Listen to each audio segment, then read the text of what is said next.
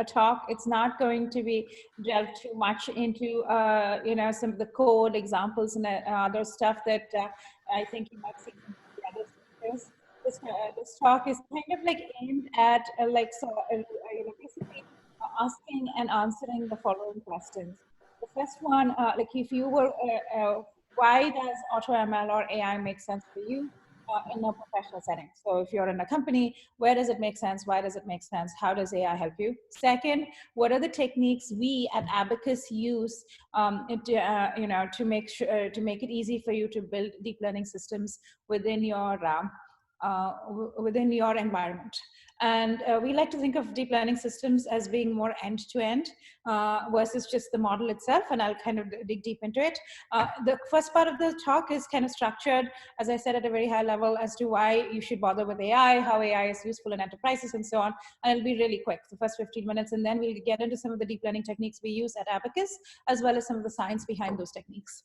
And then I'll also be able to show you a quick demo. So starting with why bother with AI, I think it's very clear to most people, but it's good to reiterate. You know, AI has transformed all aspects of your customer experience, business process, and can help you with planning and forecasting. So it's, you know, it can really be transformational in many different ways. If you look at, for example, the FANG companies, Amazon, Facebook, YouTube, Apple, the reason why they're over some of them are over 2 trillion in market cap is at some, you know, kind of first foundational level, they've applied AI to a lot of their projects. So 90% of all of their projects basically literally use deep learning in some way, shape, or form. A lot of these examples may be very familiar with you, but one of the reasons why you're seeing all this interest is that these companies at least have really harnessed the power of AI and made it really useful for them.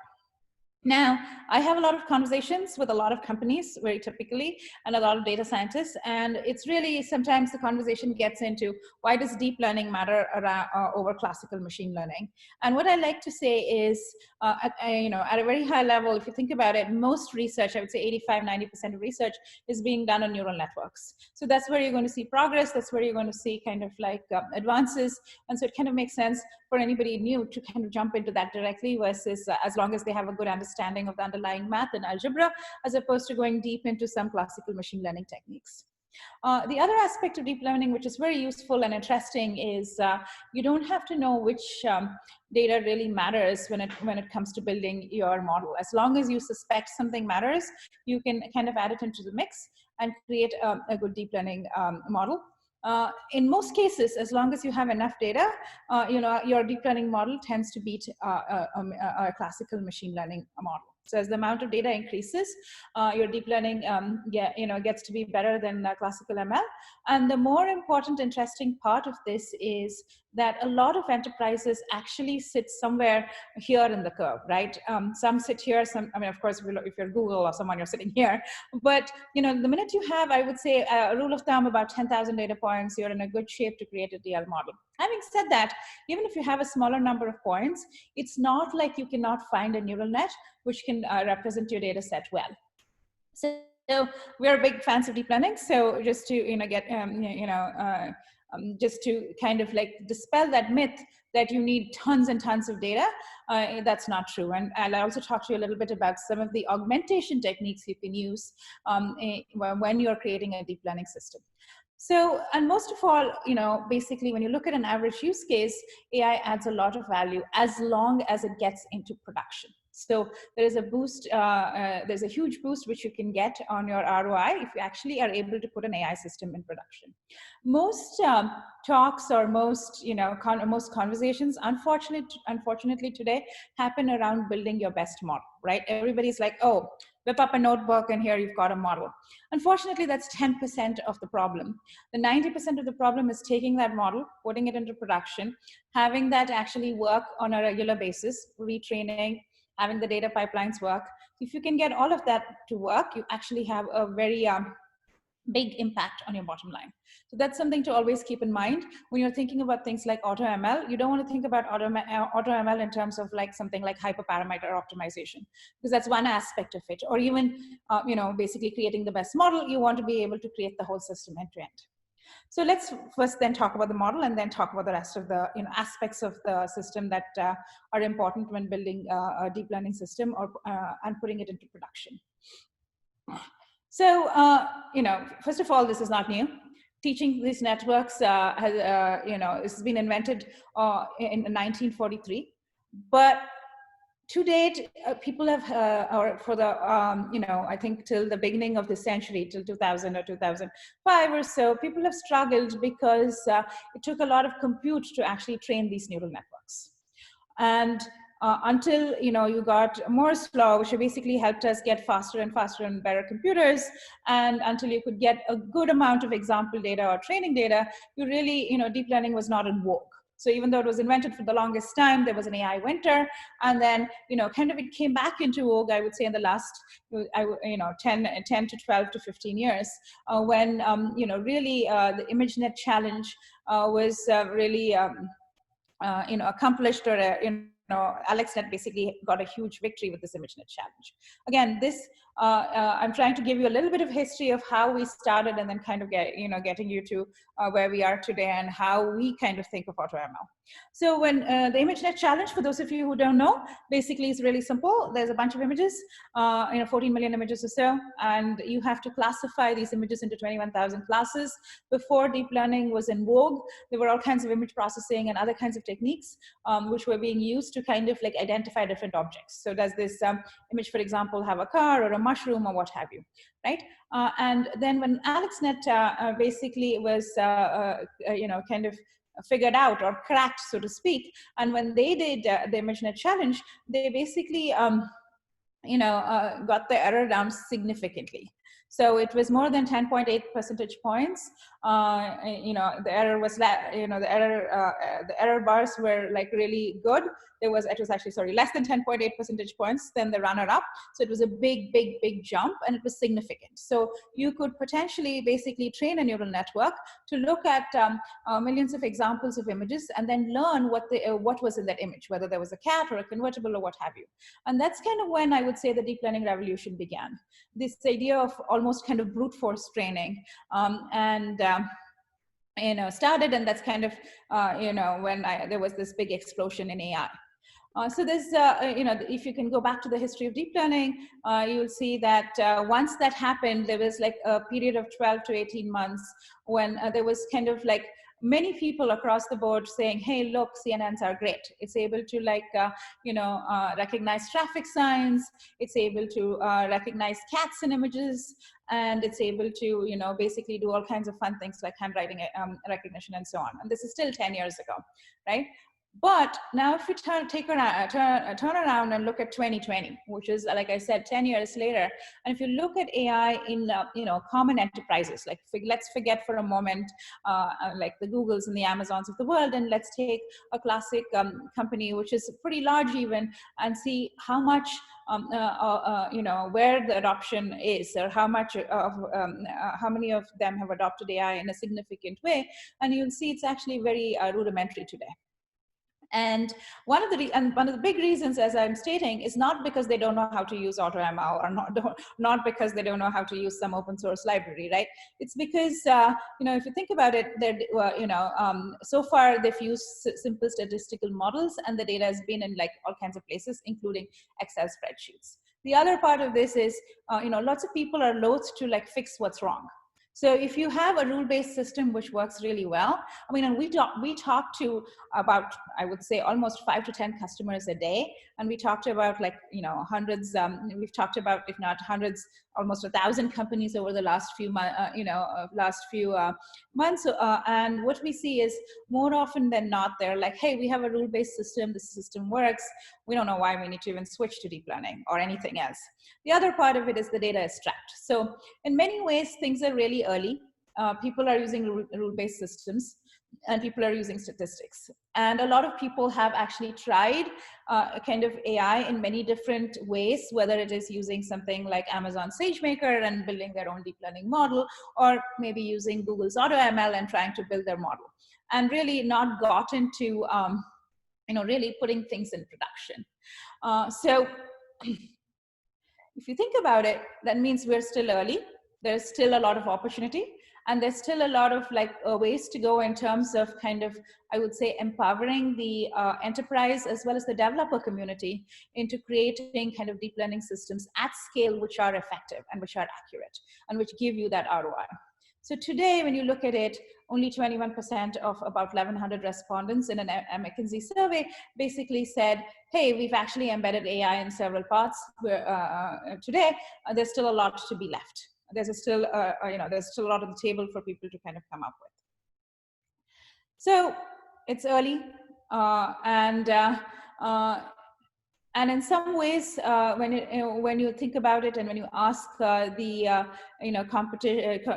you ask an enterprise, where are you in terms of and how has AI helped you? Still, only 9% say that AI is helping them leapfrog ahead. 28% say yes, it helps you widen a lead. So we're still kind of like kind of early days in a lot of ways.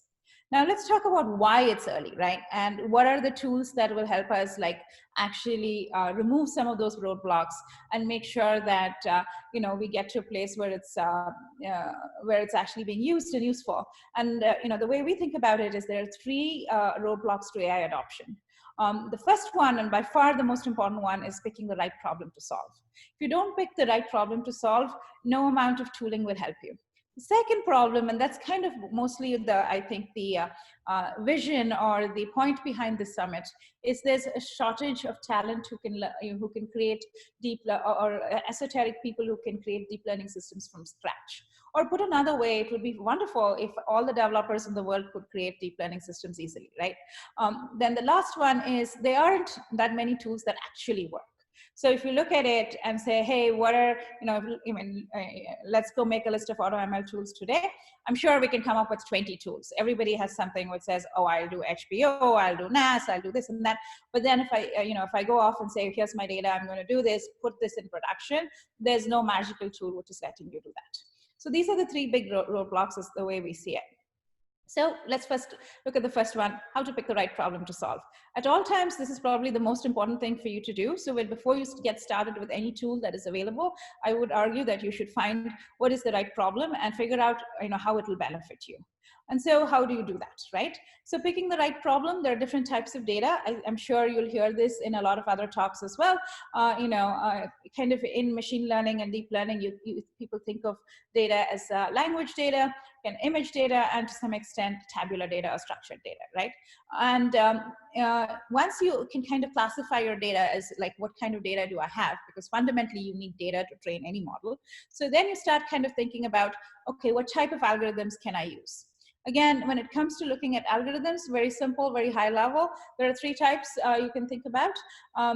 There's supervised learning, where you have labeled data. And a very simple way to think about labeled data is, let's say you have a bunch of images, and you know what's already in those images. Let's say you have a bunch of images and you know that 50 of them have cats in them and 20 of them have dogs in them or what have you. Those are labels, so that's label data. And what you're fundamentally doing behind the scenes is you're teaching that algorithm, kind of like, and in that way, training it in some ways, saying this image has a cat. So when you see another image next time, tell me if there's a cat or not. So that's supervised learning.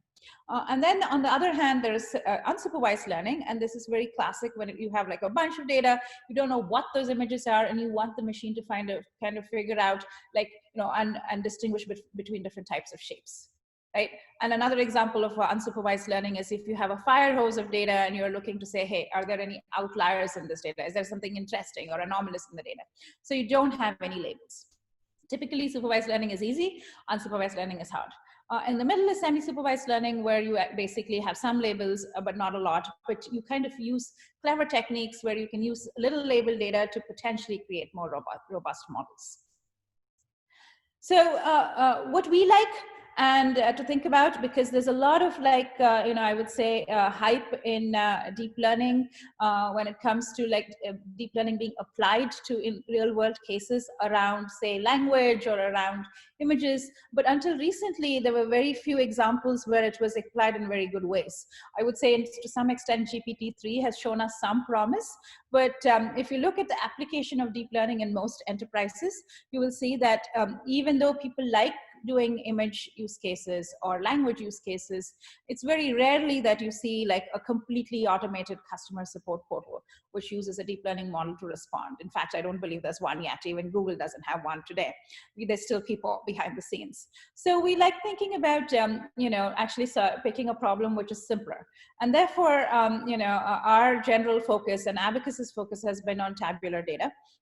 And a lot of the problems that I've posted here are very, very common problems that enterprises see, right? Whether it's like kind of figuring out fraud or not, whether you have, whether you need to forecast demand into the future or not. So my, advice to you, if you're looking to build a new deep learning system or even a machine learning system, is to pick a problem which is useful to your enterprise so that you can put that in production. More often than not, I would say about 80% of the time, that's probably a problem which deals with tabular data than a problem which deals with language or vision. Again, part of that is are we really, have we done enough, have we made enough progress in AI for a lot of these kinds of like fancy vision or fancy language problems to be really solved and be actionable? Most of the problems that we have is, even if you come up with a deep learning model which is 70 or 80% accurate, it isn't good enough to actually be put in production. So this is why picking the right problem is important. If you look at the top use cases for AI today, these are the top places where AI gets used. Cybersecurity is by far the biggest. It's a key area where people are able to like really use all kinds of different algorithms, including unsupervised learning algorithms like anomaly detection, because in the end of the day, security is important to everybody. Also, if you call, if you're a vendor or if you're an enterprise, if you're a software company, if you call another enterprise company and say we have a security product, more often than not, they'll listen to you because they want to make sure that they are safe. The second place where AI gets very commonly used is customer service. In this case, however, we strongly think that customer service is not completely automated. This is the case where I said, hey, it's actually used for knowledge-based searches. It's used for a little bit for technical support, but you still need a host of customer service agents looking at your tickets. And the third one, which I think pretty much everybody in the market likes to talk about, is predictive analytics. This is what is used in banks. This is what is used in insurance companies. This is probably the most common place use of AI in at least all of these analytics companies. Second, shortage of talent. We all know this. To create custom production-grade deep learning-based systems at scale, organizations need large cross-functional teams, which require data scientists, data engineers, backend engineers, and analysts. Again, I like to refer back to like my anecdote in the beginning. Even if you have a notebook which has, let's say, the most accurate model, like let's say you used some like fancy technique to get it, what now? How are you going to put that in production? What are you going to do? How are you going to get your data on a regular basis? So you will hear a lot of companies now talk about this buzzword called MLOps. So MLOps is the word of the day, literally. And so that's why we think that it's not just having a deep learning expert. It's having all of these people together, working together to create the system.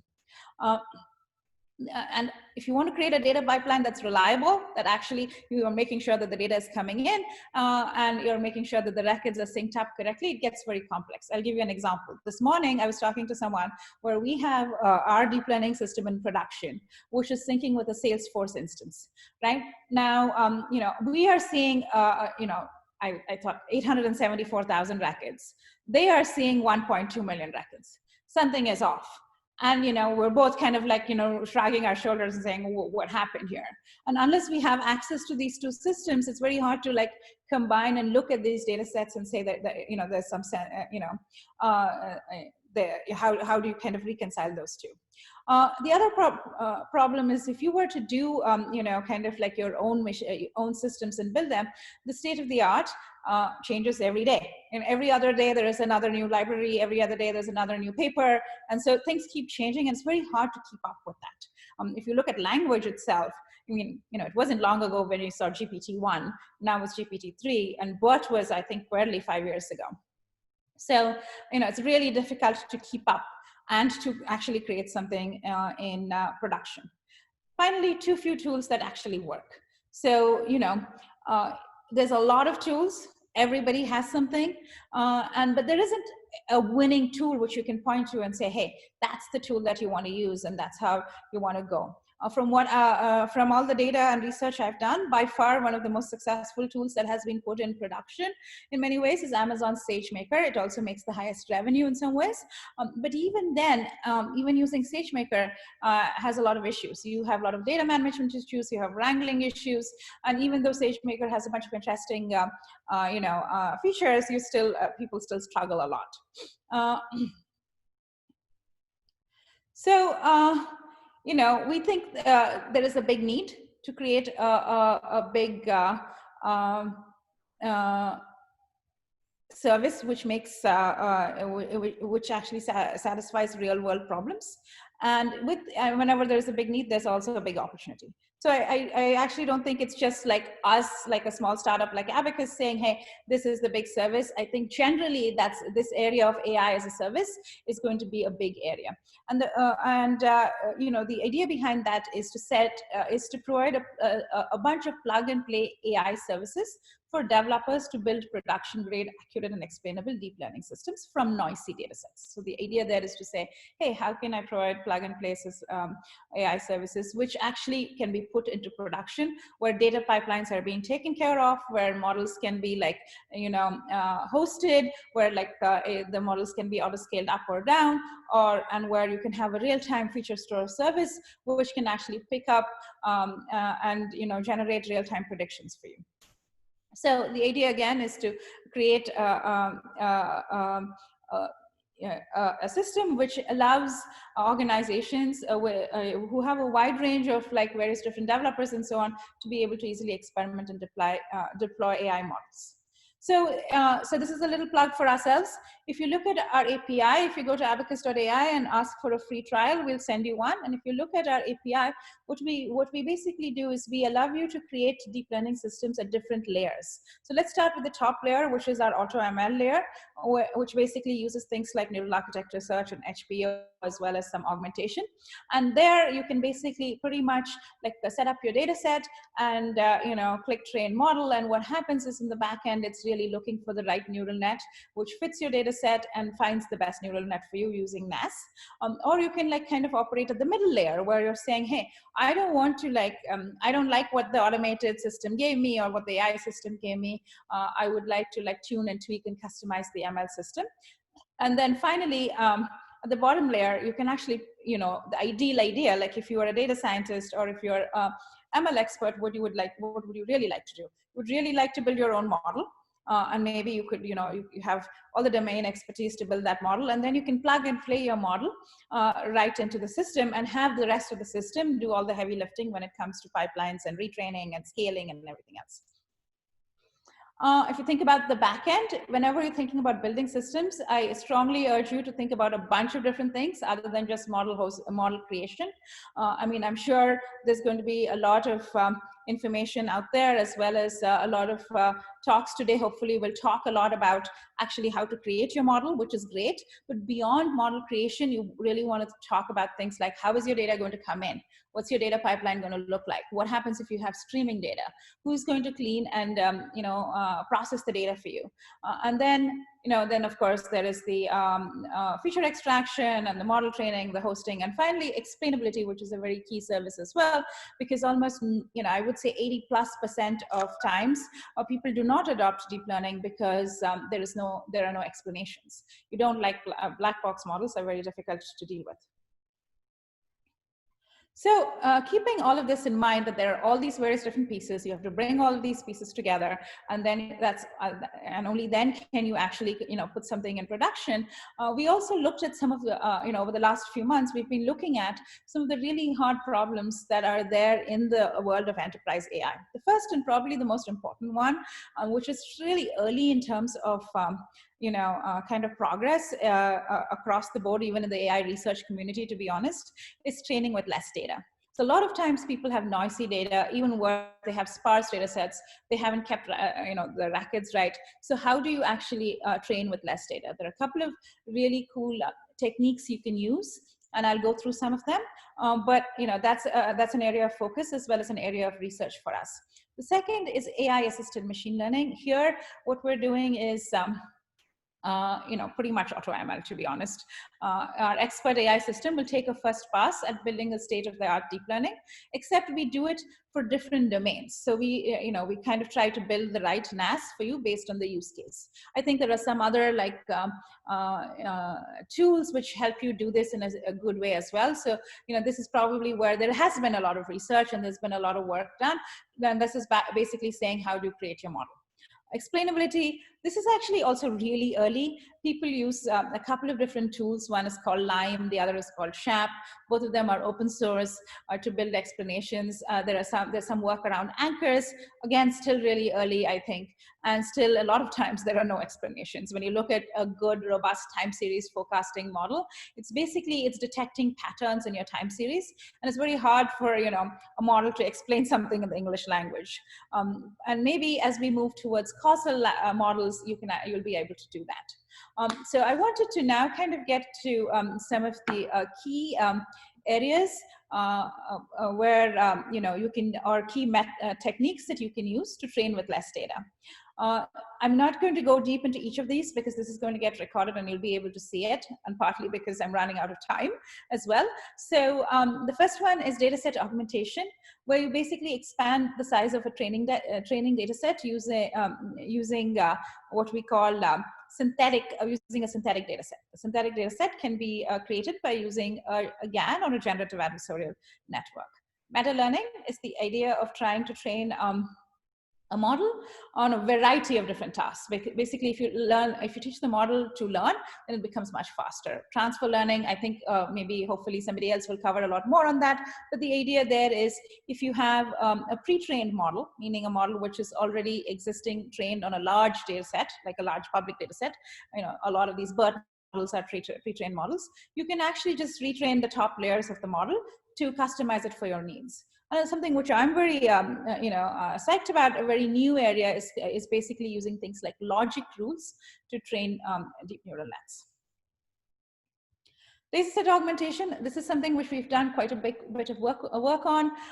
We've worked on we've extended a common algorithm called the GAN, which is dataset augmentation based GANs. And it's very much similar to kind of the deep fakes that you see. So a generative adversarial network will create synthetic data based on your real data set.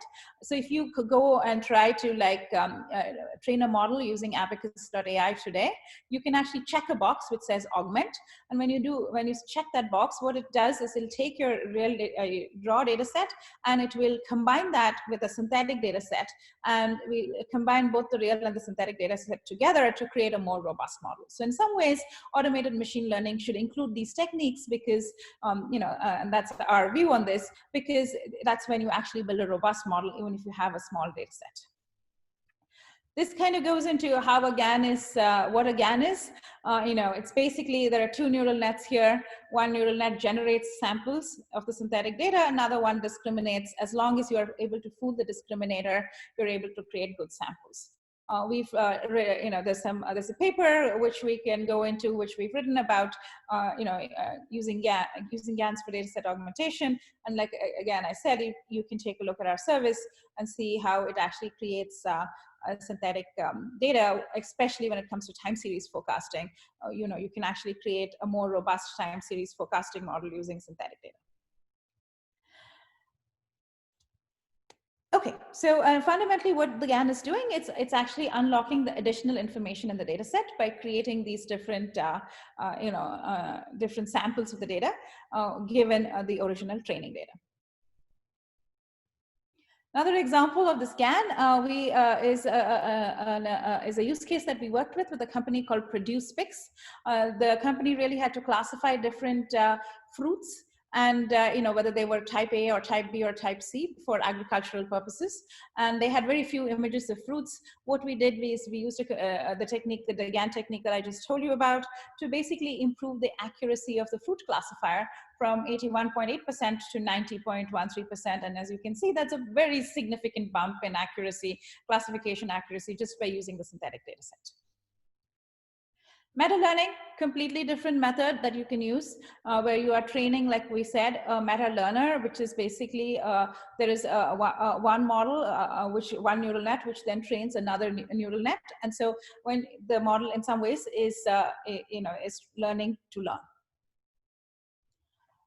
And here again, what we're trying to do is the goal of the meta learning model is to quickly adapt to a new task. So we're trying to basically, you use this thing called MAMO, which is the model agnostic meta learning algorithm, to quickly optimize to different tasks, so that when you get a new task, it's able to do that task, as opposed to like just sticking to that one task. One of the biggest problems with neural networks is it's very brittle.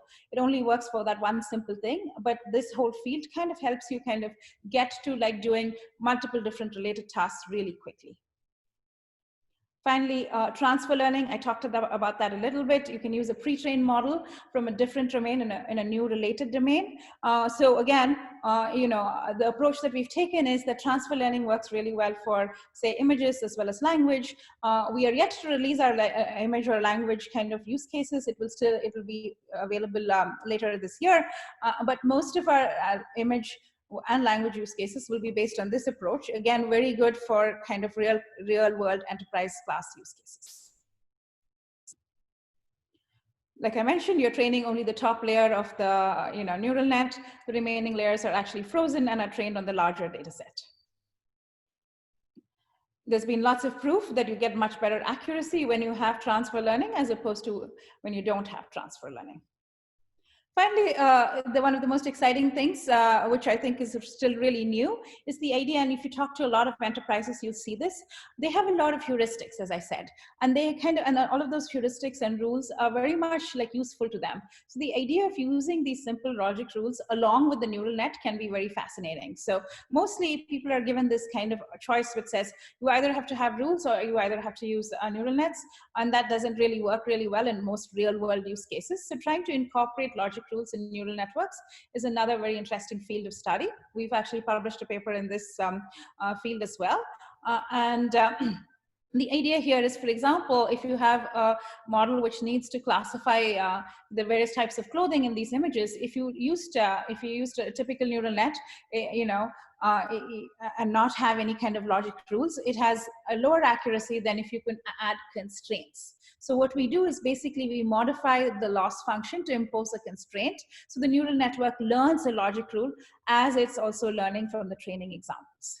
So you do get improved accuracy, especially on noisy data sets, because sometimes when the data set is noisy, you can't learn a rule from just looking at the training samples. But if you actually impose a constraint, like saying, like sneaker, like as an example constraint, let's say you said dresses can't go with sneakers, they only actually have to go with heels, you can try to impose these kinds of constraints to improve your, improve your model. In the spirit of trying to wrap up quickly, I'm going to probably not talk too much about this because I'm sure the rest of the speakers have this covered. This is primarily what AutoML is, which is neural architecture search. So finding the best neural net based on your data set. I think fundamentally what you have to like really take away if you're still kind of trying to be, if you're new to the whole field, is what we're doing is finding, we're looking through a range of neural net architectures to find the neural net which fits your data set. There's a lot of different, fundamentally with NAS, what it is a bunch of different search strategies that you can use to find the right neural net. And, based on the search strategy, there's a lot of papers published on it as well.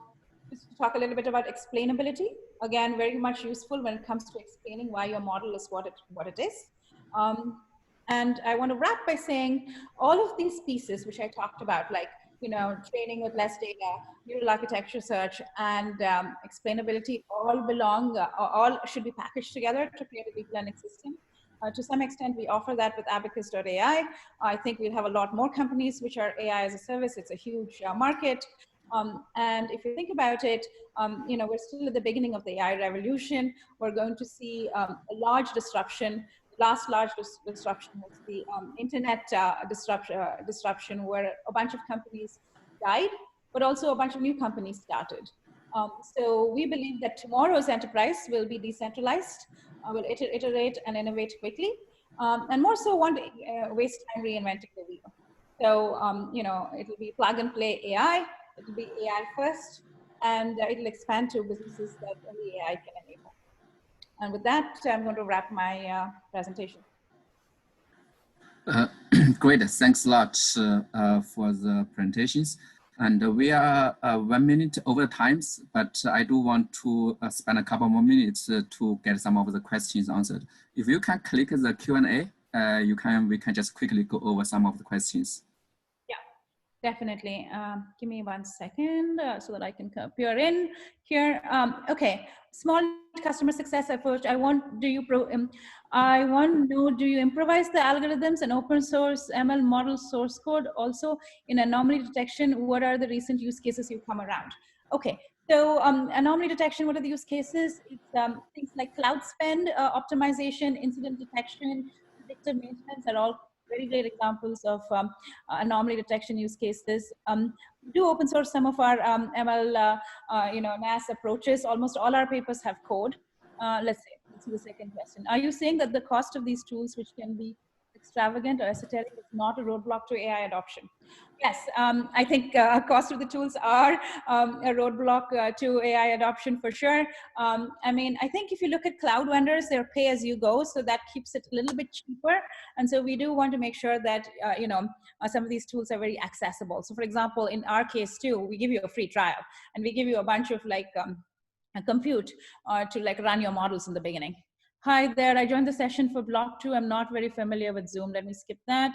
How do you work on regularization parameter while implementing synthetic data set, which emerge on model performance mismatch?